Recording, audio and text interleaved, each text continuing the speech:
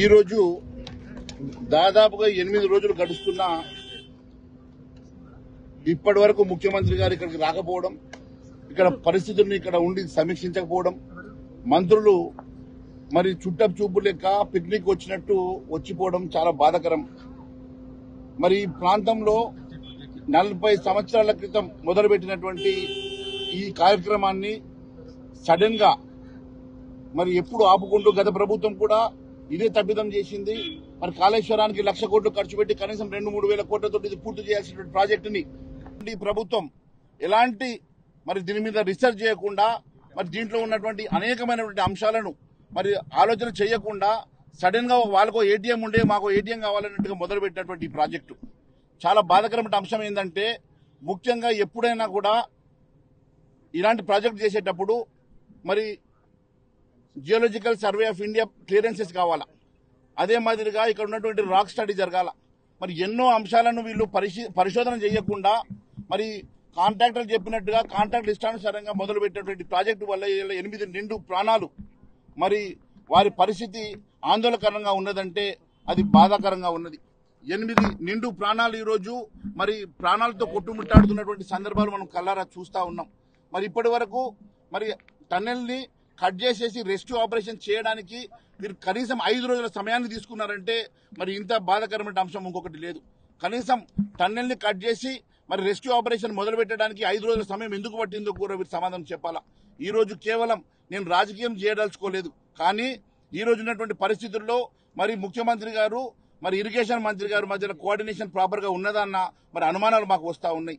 మరి ముఖ్యంగా sensitive area అన్నటువంటి మరి ఇలాంటి ప్రాంతంలో మరి ముఖ్యంగా మరి ఎప్పుడైనా మనం ఆలోచన చేసినట్లయితే మరి షియర్ జోన్ అనేటువంటి ప్రాంతంలోనే ముఖ్యంగా ఎప్పుడు కూడా ఇలాంటి ప్రమాదాలు జరుగుతాయి. మరి షియర్ జోన్ ని ఇప్పుడు కూడా షియర్ జోన్ లోనే ఈ ప్రమాదం జరిగింది కాబట్టి దానికి కావాల్సినటువంటి ప్రికాషనరీ మెజర్స్ ఏం తీసుకున్నారో ప్రభుత్వం చెప్పాల్సిన అవసరం ఉన్నది. ముఖ్యంగా ఎప్పుడైతే లీకేజ్ స్టార్ట్ అయిందో ఆ సీపేజ్ ని మరి ఏ రకంగా దాన్ని మరి డైవర్ట్ చేయడానికి అక్కడ హోల్స్ చేయాల్సినటువంటి సందర్భము, మరి అక్కడ ఉన్నటువంటి కేసింగ్ చేయాల్సినటువంటి సందర్భము, గ్రౌటింగ్ చేయాల్సినటువంటి సందర్భము, మరి రాక్ స్టడీ చేయాల్సినటువంటి సందర్భము, ఇవన్నీ కూడా టెక్నికల్ ఇష్యూస్ లో మీరు ఎంతవరకు దీని మీద మీరు చర్యలు తీసుకున్నారు, దాని మీద మరి ఇంపార్టెంట్ దాని ఉన్న ఎక్స్పర్టీస్ తీసుకొని మరి తీసుకోవాల్సిన చర్యలు మీరు ఎందుకు తీసుకోలేదు? ఈ రోజు మరి యాక్సిడెంట్ జరిగిన తర్వాత మీరు ఎందుకు స్పందిస్తా ఉన్నారు? ముందు జాగ్రత్త చర్యలు ఎందుకు తీసుకోలేదని అనుమానాలు మరి అందరికీ కలుగుతా ఉన్నాయి. మరి ఈ రోజు మరి ముఖ్యమంత్రి గారు చెప్తారా, మరి ఇరిగేషన్ మంత్రి గారు చెప్తారా సమాధానం? ఖచ్చితంగా దీనికి మరి సమాధానం చెప్పాల్సిన అవసరం ఉన్నది. వారు ఖచ్చితంగా ఇప్పుడు జరుగుతున్నటువంటి ప్రమాదానికి మరి ఒకవేళ వారి ప్రాణాలకి అపాయం జరిగితే ఇవి ఖచ్చితంగా ఈ రాష్ట్ర ప్రభుత్వ హత్యలుగా మేము పరిగణిస్తాం. ఈ రాష్ట్ర ప్రభుత్వం తీసుకున్నటువంటి మరి ముందు జాగ్రత్త చర్యలు ప్రాపర్ గా లేకపోవడం వల్లనే మరి ఈ ప్రమాదం జరిగినట్టుగా మేము భావిస్తాం. మరి ఖచ్చితంగా మరి దానికి కావాల్సినటువంటి ప్రీ స్టడీ చేయకుండా మరి కేవలం హడావిడిగా ఈ ప్రాజెక్ట్ ఎందుకు మొదలు పెట్టాల్సి వచ్చింది? 40 సంవత్సరాలుగా లేనటువంటి తొందరపాటు మరి ఇప్పుడు మరి ముఖ్యంగా ఇలాంటి మరి ప్రాంతం ఎప్పుడైతే షియర్ జోన్ ప్రాంతంలో జరుగుతున్న పనులకి మీరు ముందు జాగ్రత్త చర్యలు తీసుకోకుండా, ఎక్స్పర్టీస్ మరి ఒపీనియన్ తీసుకోకుండా, దానికి కావాల్సినటువంటి మరి పూర్తిగా ముందు జాగ్రత్త చర్యలు లేకుండా మీరు చేసినటువంటి మరి ఈ చర్య వల్లనే 8 నిండు ప్రాణాలకు ఈ రోజు ప్రమాదంలో పడ్డాయంటే ఇది చాలా బాధాకరం.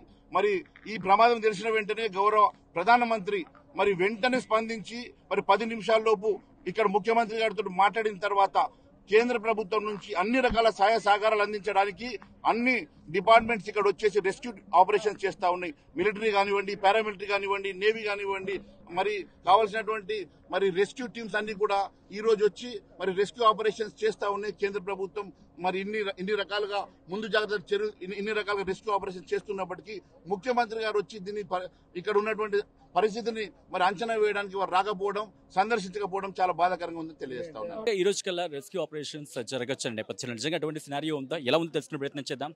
మహేశ్వర్ రెడ్డి గారు, కాంగ్రెస్ మాత్రం రోజుకి దాదాపుగా అవ్వచ్చు అంటోంది రెస్క్యూ ఆపరేషన్ కి సంబంధించి. నిజంగా అటువంటి సినారియో ఉందా అక్కడ?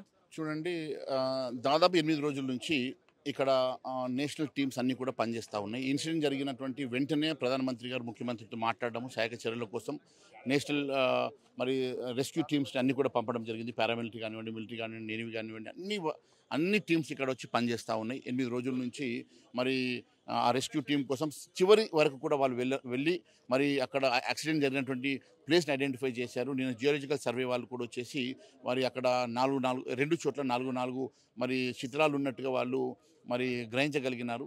మరి వాటి తీయడానికి ఒక చోట వీళ్ళు డ్రిల్లింగ్ ఆల్రెడీ స్టార్ట్ చేసినారు. కానీ విపరీతం సీపేజ్ ఉన్నది. నేనేమంటానంటే ఈ చర్యలు ఇదంతా కూడా యాక్సిడెంట్ జరగడానికి ప్రధానమైనటువంటి కారణం ఈ రాష్ట్ర ప్రభుత్వ నెగ్లిజెన్స్. కానీ ఇది ప్రకృతి వైపరీత్యం అంటే ఇన్ఫ్యాక్ట్ నేషనల్ కెలామిటీ లెక్కలో చెప్పడం జరుగుతుంది కాంగ్రెస్ ఎమ్మెల్యేలు. చూడండి, చాలా ఇంటెలిజెంట్గా ఉత్తమ్ కుమార్ రెడ్డి గారు మాట్లాడతారు.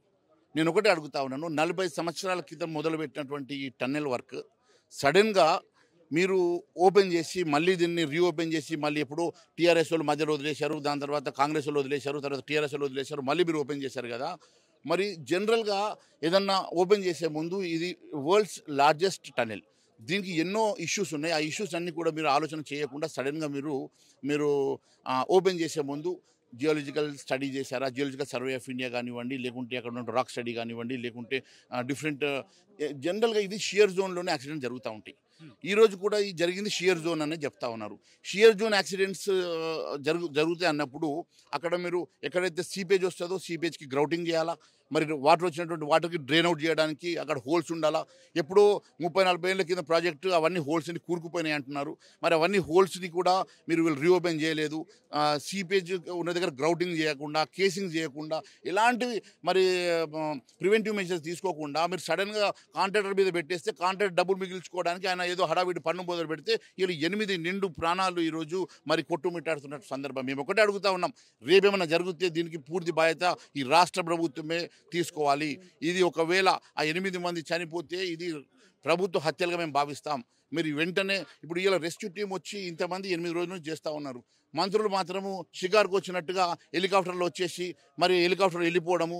ఏమి ఇక్కడ వారం రోజులు ఉండి ఇక్కడ ఉన్నటువంటి 8 నిండు ప్రాణాలు ఉన్నాయి. మరి వాళ్ళు కొట్టుమిట్టాడుతూ ఉన్నారు. ఇక్కడే ఉండి మీరు ఒక క్యాంప్ ఆఫీస్ పెట్టుకొని ఇక్కడే కూర్చొని మీరు ఎప్పటికప్పుడు సమీక్ష చేస్తే ఏమవుతుంది? మీరు ఇక్కడ నుంచి ప్రభుత్వ ధనంతో హెలికాప్టర్లు ఎక్కి హెలికాప్టర్లో పోయి తఫ్రీకి వస్తున్నారా? మీరు పిక్నిక్ వస్తున్నారా? మీరు ఏమిది? మీరు వచ్చినప్పుడల్లా ప్రోటోకాల్ కోసం ఆఫీసర్ పరిగెత్తారా? మేము పంపడానికి ఆఫీసర్ ఉన్నంతసేపు ఆఫీసర్లు ఉండాలా? ఇది కాదు కదా. మీరు బాధ్యత తీసుకోవాలి. ఒకటి, ఈ ఇన్సిడెంట్ జరగడానికి పూర్తి బాధ్యత మీదే. ఒకవైపు పూర్తి బాధ్యత మీదే, మరోవైపు ఈరోజు కేంద్ర ప్రభుత్వం సహాయక చర్యలు పెద్ద ఎత్తున చేస్తున్న సందర్భంగా మీరు ఇక్కడ కనీసం వారికి తోడుపాటుగా మీరు ఇక్కడ ఉండి వారికి మరి సహాయ సహకారం చేస్తున్నప్పుడు సమీక్ష చేసుకొని వారికి అవసరం ఉంటున్న దాని ప్రకారం మీరు ఇక్కడ ఉంటే బాగుండేది కదా. ఇవేమి కాకుండా మీరు గాలికి వదిలేయడం ఇది బాధాకరం. ముఖ్యమంత్రి కూడా ఒక్కసారి కూడా రాకపోవడం. ఇందాక మీరు ఒక మాట అనడం జరిగింది, మంత్రికి మీకు ఏమైనా ఇష్యూస్ ఉంటే తర్వాత అంటూ కూడా ఒక సెన్సేషన్ కామెంట్ చేశారు. ఎందుకు ఆయన రాక విషయంలో దాన్ని లింకప్ చేస్తే మీరు మాట్లాడడం జరిగింది. చూడండి భాయ్ సాబ్, నేను రాజకీయం చేయదలుచుకోలేదు. ఇది ఒక యాక్సిడెంట్ ఇది. కానీ మీరు అడుగుతున్నారు కాబట్టి చెప్తా ఉన్నాను. ముఖ్యమంత్రికి మంత్రికి మధ్యలో గ్యాప్ ఉంటే అది మీ మధ్యలో పెట్టుకోండి. ఈరోజు ఈయన ఉన్నాడు కాబట్టి, ఈయన డిపార్ట్మెంట్ కాబట్టి ముఖ్యమంత్రి వస్తలేడా, లేకుంటే దేనికోసం వస్తాడో నేను అడుగుతలేను. I'm not bothered about that. But it is the moral responsibility of the chief minister. ఒక్కసారి వచ్చి ఈ ప్రాంతంలో సందర్శించిపోయి ఉంటే బాగుండేది. ఆయన ఇక్కడ రాకుండా ఈరోజు ఆయనకు మధ్యలో గ్యాప్ ఉన్నదనో, లేకుంటే ఆయన డిపార్ట్మెంట్ నాకు సంబంధం లేదనో, let the minister take the whole responsibility అనో, ఆయన ఏ ఉద్దేశంతో వస్తలేడో నేను అడుగుతలేను. కానీ ఈరోజు 8 నిండు ప్రాణాలు ఈరోజు అక్కడ కొట్టుమిట్టాడుతున్న సందర్భంగా సమీక్ష చేయాలని, రెస్క్యూ టీంని పంపాలని, ఇక్కడికి వచ్చి సందర్శించాలన్న కనీస బాధ్యత మీ రాష్ట్రంలో జరిగిన ఇన్సిడెంట్కి కనీస బాధ్యత తీసుకోవాల్సిన బాధ్యత ముఖ్యమంత్రి మీద కూడా లేదా, మంత్రి గారి మీద లేదని అడుగుతున్నాను. Thank you so much Eleti Maheshwar Reddy గారు. మొత్తంగా అయితే మాత్రం ఆయన అడుగుతోంది ఒకటే, ఈ ఘటనకు సంబంధించి ఏవైనా జరిగితే బాధ్యతలకు అది పూర్తి బాధ్యత కాంగ్రెస్ ప్రభుత్వాన్ని అంటున్నారు ఇటు బీజేఎల్పీ నేత ఏలేటి మహేశ్వర్ రెడ్డి. వీడియో జర్నలిస్ట్ విజయ్తో సచిన్, RTV, SLBC టనల్ ఘటనా ప్రదేశం నుంచి. మరిన్ని వీడియోస్ కోసం ఛానల్ ని సబ్స్క్రైబ్ చేయండి. లేటెస్ట్ అప్డేట్స్ కోసం వాట్సాప్ ఛానల్ ని ఫాలో అవ్వండి. అండ్ లింక్ డిస్క్రిప్షన్ లో ఉంది.